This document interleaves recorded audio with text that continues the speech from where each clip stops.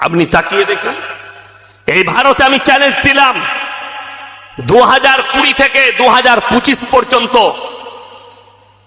200 থেকে 300টা মুসলিম যুবককে লিঞ্চিং করে পিটিয়ে মারা হয়েছে জয় শ্রীরামের নাম নিয়ে।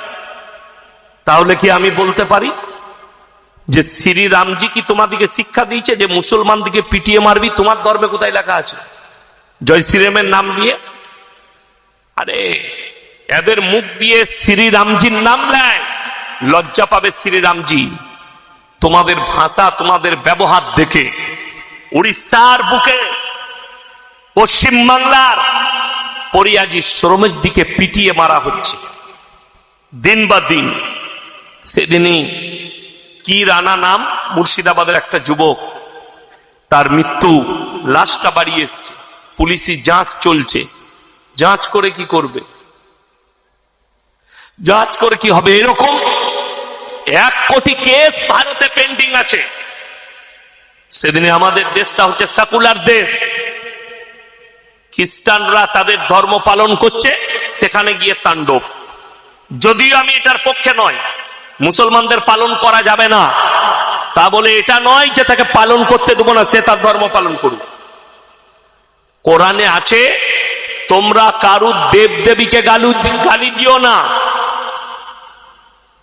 কারুর ধর্মকে গালি দিও না।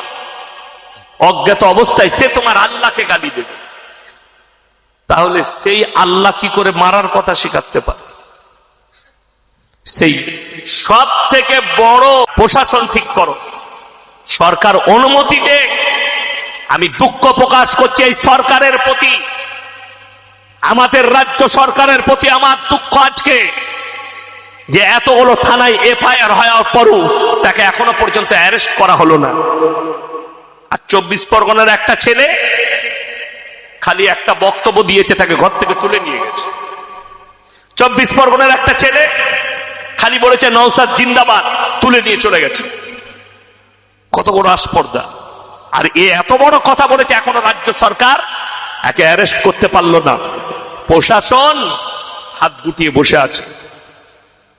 এক্ষুনি ইয়াসিন একটা কথা বলো, কালকে আমার বাড়িতে নোটিশ গিয়ে আমাকে পরশু অ্যারেস্ট করবেন, নিজে জেলের কুঠরিতে ভরে দিবে।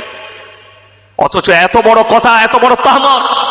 আমি রাজ্য সরকারকে অনুরোধ করব, হয় তাকে ক্ষমা চাইতে বলুন, তা না হয় ওকে জেলে ভরুন, তা না হয় আপনি কলকাতায় বসার ঠিক করুন।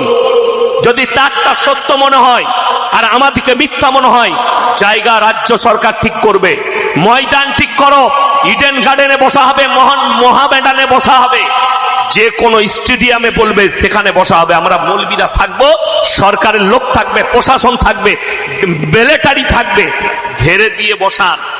তাকে যদি কুত্তা না বানাতে পারি, তা সমাজের বুকে কথা রাখা ছেড়ে দেবো ইনশাআল্লাহ। একবার বসিয়ে দেখাও হিম্মত কত বড় আছে। অথচ কোরআনে আছে কোন মানুষ যদি কোন মানুষের উপকার করে, সে যেন গোটা মানব জাতির উপকার করলো। জোরে বলুন সুবহানাল্লাহ।